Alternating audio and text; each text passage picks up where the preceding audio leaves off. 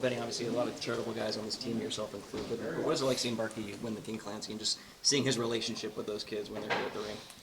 Yeah, it's awesome. I mean, he's our leader on the ice, and he's our leader off the ice as well. He just sets a perfect example for everyone. Especially young guys coming into a guy to look up to. Like, there's no better player to look up to than Barkey. He just does all the little things right, works so hard, and obviously his charitable contributions are unmatched. So.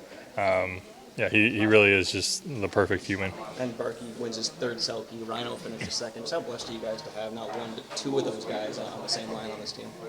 Yeah, it's pretty impressive. Our whole team's motto is focused on defense first, and you got the two best in the league on our team, so that's a huge advantage. And they both obviously could have won it this year. They're both so good, and that's a great accomplishment for them. You guys are heading out on the road. Last year, you got to start the Stanley Cup final at home. What are the differences there, and what is the confidence level for a team that's gone 8-2 in the playoffs this year? Yeah, we're a super confident team on the road this year. I think we almost prefer it this year. So, it's a little different, less time at home, but we're up for the challenge. We're excited to get back on the road and get back to business. What have you learned? Does it simplify things? I mean, in what way would you prefer potentially? Yeah, I mean, I think it's just, you're going out there you get no distractions. You're just with the team, you're with your guys, and your whole focus is playing hockey. So sometimes that's a little nice, especially this time of year. It gets a little busy down here with, all the excitement and all the family and friends want to come out. So sometimes that can be nice. What do you think you guys have learned over the last couple of years? Just how to balance staying fresh and recuperating while also being ready to play after several days of a break. Yeah, I think we've got some great experience with it now, and our team's been awesome at recovering when we need to recover and playing that hard game that we play when we need to play. So. These couple of days have been great to recover and work on a couple things, and now it's back to business tomorrow. Sam, for this franchise, it was always like, oh, they're a couple points out, Does this almost feel normal now to be this far into the season? And what does it say about this team and where you guys are mentally that this maybe does feel normal?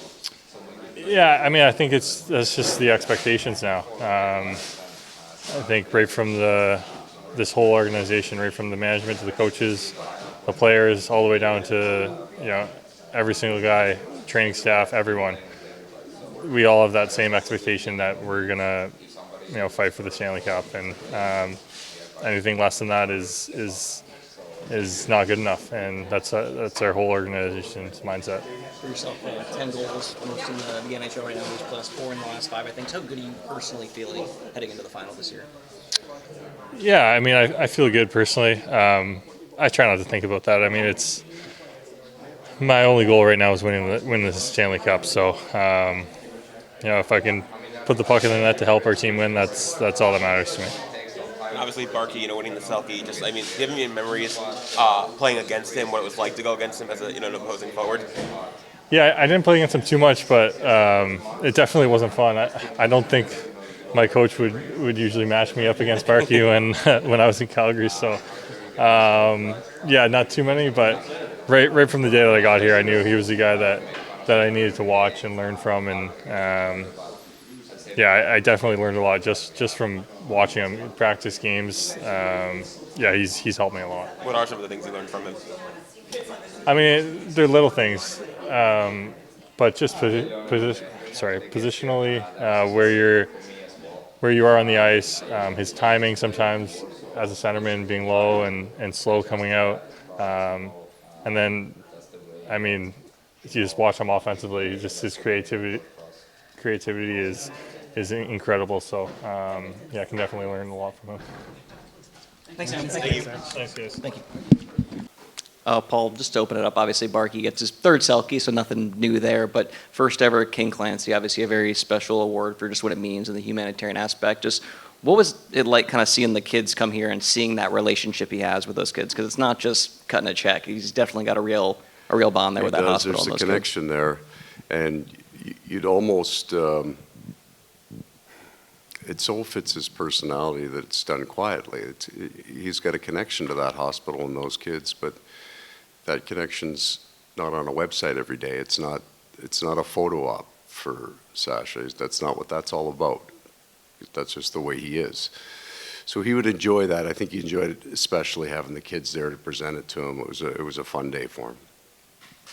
Paul, just what have you guys learned as a whole, as a team, as a staff, about balancing the rest versus rust kind of thing? Now that's been a few days since you guys have played. Yeah. It wasn't long enough to be particularly concerned about the rust. We flew the day after a game. They played that day, so it's kind of a travel day. Took a day off and got back on the ice. So we get into 10, 11 days off. You're concerned about it, but we weren't off the ice enough to be worried about it. What is it about this team that's allowed it to be so successful on the road in the playoffs? I don't think we have to feel. I don't think our game changes a whole heck of a lot. Like we're not a heavy match team. Maybe that's part of it. We get pretty good forward depth there, so we don't feel that when we get home and you get home ice advantage from the match that it's that big a deal. I felt in Game 3 against Tampa that I actually chased the match more than I should have and took our team out of a rhythm. So the bench doesn't change. The bench management doesn't change, so they don't have to think about the game differently. And then, feeling real good and snapping around the execution part of our game, well, it's always important. It's not something that you don't need to feel really good to play for us. You just got to play as hard as you can. You can do that anywhere. Any update on AJ Greer? Yeah, he's still day to day. So that hasn't changed. Would you likely go back with Sturm on that spot if he could not go game 1? I don't know. I think I would probably look at a winger more because we don't have any concerns with our center ice right now. So I don't feel that we would necessarily need another centerman. I'll put a guy in, I think probably a winger in. Okay. And I wanted to ask you, Nate Schmidt, you have a couple guys that have never won the Cup. Obviously, we've talked about them, but All of us last year. all of you last year. For the most part. But he and you guys had been to the final the year before. He Yep. played for the Cup with Vegas. When you get that close and you don't does it kind of just? I mean, now you're really chasing it, right? Because you've had a taste of it. Do you feel that's fair to say for anybody that's lost the Cup that for the rest of the time they're chasing it? When you get that close, and I think the bigger one is you realize how hard it is to get there. So when you lose the Vegas series, for us a couple of years ago, it's a big task to get back, right? When there's not a lot of teams that get back to the final, let alone win them in back-to-back years. It just doesn't happen very much. So you are left after the loss with that, realization there's a chance that you're never going to get back there. So you cherish that next time when you come back. You realize how difficult it is. And if you get back there a third time, you cherish it even more. That's even more difficult. So you're aware of the loss for sure, but I think that does give you a great appreciation for getting there again.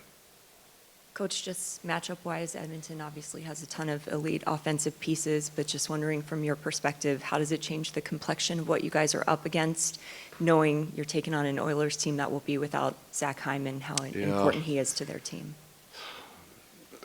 We don't see each other enough to have a great handle on it, even though we played it this time last year.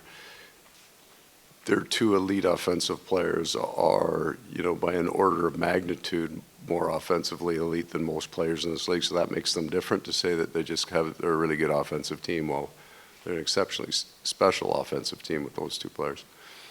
And then I think both teams just got deeper. They're more experienced. Both teams got better at what wasn't necessarily their primary thing. They're a real strong offensive team, but they're a much better defensive team than they were, and we've always been a pretty strong defensive team. We've got a Selke Award winner in our middle there. And And then we like to think we've improved our offensive game, especially in the back half of these playoffs. We've seen some growth and some offense. We spread it around, so we have a lot of guys that feel pretty good about their offensive game right now. So both teams improved in areas of, I would say, weakness, but they had good defensive players and we had good offensive players. But that was the area that weren't known for. We got better at the things maybe we weren't known for. I'm George's new right-hand assistant. It's a good thing you guys don't let you sit Yeah, on the of course. same And side in of the his room. tradition, I have to ask you a two-part question. Excellent. Part one, how fortuitous has it been to get a guy like Seth Jones in here at playoffs time? And part two of the question is, given the skill set of Jones and Schmidt versus OEL and Monty last year, Yeah. what kind of adjustments did you have to make? Well, critical in that we lost Brandon Montour last year, and you can't replace those guys easily, and we couldn't over the course of the summer. You know, an offensive guy that ran the power play, that could skate. So being able to fill that hole that we weren't able to fill in the summer, and nor did we expect to be able to fill in the summer, was very, very important for us, kind of, you know, getting our back end to look a version of itself from last year. As a grouping, they're in some ways fairly similar in that, you know, when you have Brandon and Seth, both elite skating defensemen, both strong offensive players, they can create off the rush, and both have become here great gap closers with their feet. They just skate so well, they could close the gap and kill plays. And OEL and Smitty are very similar, and they're both puck-moving defensemen, right? Pretty solid defensively, but they can make an inside play, they can make an inside pass. Nathan's got some pretty good numbers for a defenseman. He's put some points up this year. So we've kind of almost returned to form last year by the additions. One we made in the summer, and then we had to wait on Seth.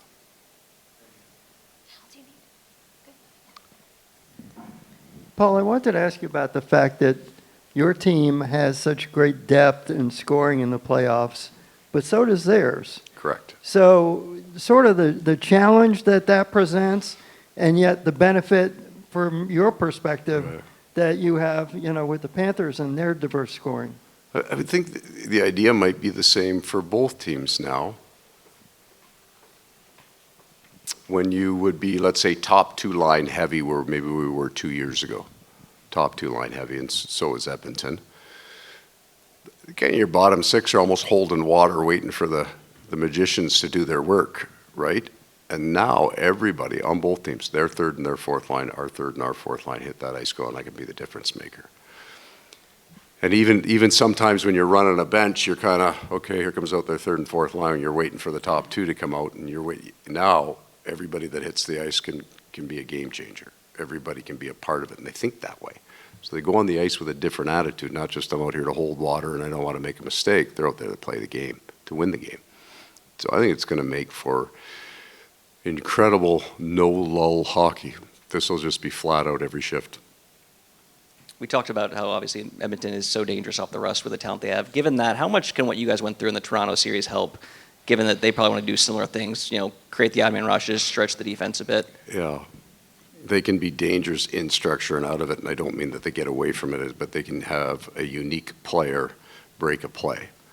And on top of that, they have real strong structure. They're very similar in terms of some of the systems that they run. So they have the similar look, right? They block a lot of shots, they collapse heavy to the net, they explode off those blocks and that collapse. Yeah, there'll be some similarities there, yeah.